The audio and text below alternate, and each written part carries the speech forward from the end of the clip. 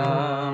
শ্রীরাম কৃষ্ণ রাম কৃষ্ণ রাম কৃষ্ণ রাম, রাম কৃষ্ণ রাম কৃষ্ণ রাম কৃষ্ণ নাম। শ্রীরাম কৃষ্ণ রাম কৃষ্ণ রাম কৃষ্ণ নাম, শ্রীরাম কৃষ্ণ রাম কৃষ্ণ রাম কৃষ্ণ নাম।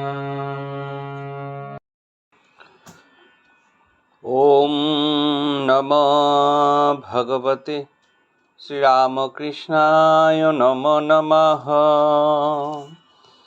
শ্রী শ্রী রামকৃষ্ণ কথামৃত প্রথম খণ্ডের ঠাকুর দক্ষিণেশ্বরে অমাবস্যায় ভক্ত সঙ্গে রাখালের প্রতি গোপাল ভাব। ঠাকুর শ্রীরামকৃষ্ণ দক্ষিণেশ্বর মন্দিরে নিজের ঘরে রাখাল, মাস্টার প্রভৃতি দুই একটি ভক্ত সঙ্গে বসিয়া আছেন। আজ শুক্রবার 26শে ফাল্গুন, 9ই মার্চ 1883 খ্রিস্টাব্দ, মাঘের অমাবস্যা। সকাল বেলা 8টা-9টা হইবে। অমাবস্যার দিন ঠাকুরের সর্বদাই জগন্মাতার উদ্দীপন হইতেছে। তিনি বলিতেছেন, ঈশ্বরই বস্তু, আর সব অবস্তু।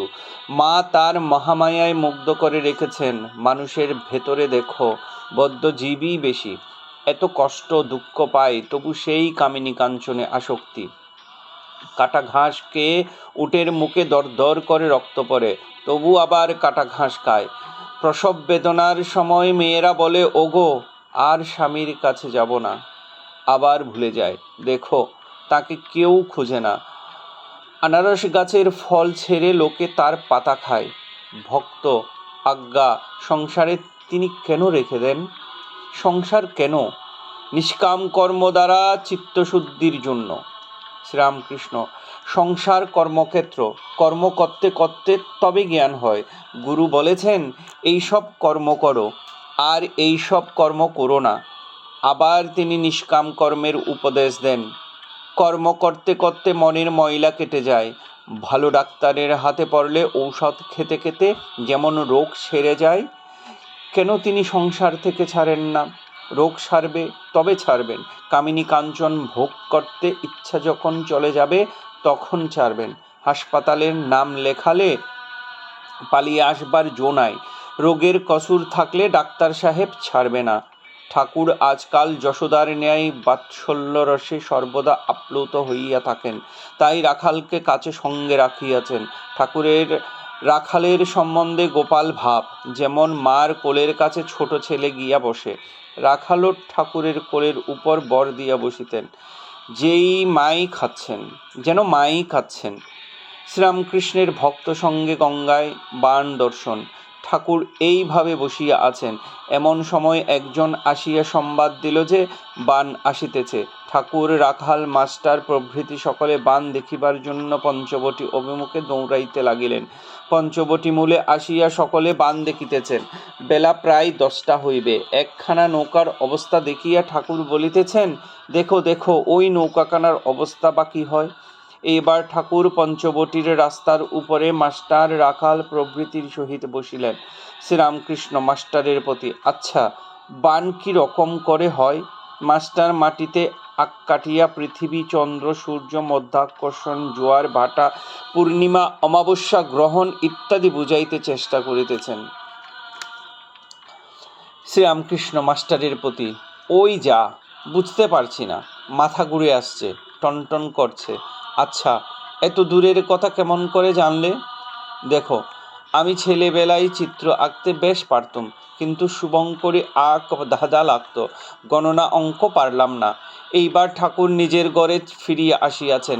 দেওয়ালে টাঙানো যশোদার ছবি দেখিয়া বলিতেছেন, ছবি ভালো হয় নাই, ঠিক যেন মেলেনি মাসি করিয়েছে। মধ্যাহ্ন সেবার পর ঠাকুর একটু বিশ্রাম করিয়াছেন। অধর ও অন্যান্য ভক্তরা ক্রমে ক্রমে আসিয়া জুটিলেন। অধর সেন এই প্রথম ঠাকুরকে দর্শন করিতেছেন। অধরের বাড়ি কলিকাতা বেনেটোলায়। তিনি ডেপুটি ম্যাজিস্ট্রেট, বয়স 29-30। অবস্থা ও অহিংসা। অধর শ্রীরামকৃষ্ণের প্রতি, মহাশয়, আমার একটা জিজ্ঞাসা আছে, বলিদান করা কি ভালো? এতে তো জীবহিংসা করা হয়। শ্রীরামকৃষ্ণ, বিশেষ বিশেষ অবস্থায় শাস্ত্রে আছে বলি দেওয়া যেতে পারে। বিধিবাদীও বলিতে দোষ নাই, যেমন অষ্টমীতে একটি পাঠা, কিন্তু সকল অবস্থাতে হয় না। আমার এখন এমন অবস্থা, দাঁড়িয়ে বলি দেখতে পারি না, মার প্রসাদী মাংস এ অবস্থায় খেতে পারি না, তাই আঙ্গুলে করে একটু ছুঁয়ে মাথায় ফোঁটা কাটি, পাছে মা রাগ করেন। আবার এমন অবস্থা হয় যে দেখি সর্বভূতে ঈশ্বর, পিঁপড়েতেও তিনি এই অবস্থায়। হঠাৎ কোনো প্রাণী মরলে এই সান্ত্বনা হয় যে তার দেহমাত্র বিনাশ হলো, আত্মার জন্ম মৃত্যু নাই। অধরকে উপদেশ, বেশি বিচার করো না। বেশি বিচার করা ভালো নয়। মার পাদপদ্মে ভক্তি থাকলেই হলো, বেশি বিচার করতে গেলে সব গুলিয়ে যায়। এ দেশে পুকুরের জল উপর উপর খাও, বেশ পরিষ্কার জল পাবে, বেশি নিচে হাত দিলে নাড়লে জল গুলিয়ে যাবে। তাই তার কাছে ভক্তি প্রার্থনা করো। ধ্রুবর ভক্তি সকাম, রাজ্য লাভের জন্য তপস্যা করেছিলেন। প্রহ্লাদের কিন্তু নিষ্কাম অহেতুকী ভক্ত। ঈশ্বরকে কিরূপে লাভ হয়? শ্রীরামকৃষ্ণ, ওই ভক্তির দ্বারা। তবে তার কাছে জোর করতে হয়, দেখা দিবি না, গলায় ছুরি দেব। এর নাম ভক্তির তম ভক্ত। ঈশ্বরকে কি দেখা যায়? শ্রীরামকৃষ্ণ, হ্যাঁ, অবশ্য দেখা যায়।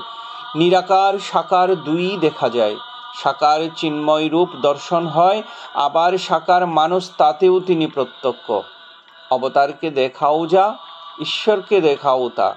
ঈশ্বরই যুগে যুগে মানুষ রূপে অবতীর্ণ হন। এখানেই দ্বিতীয় পরিচ্ছেদের সমাপ্তি। ওম নমঃ ভগবতে রামকৃষ্ণায় নমো নমঃ।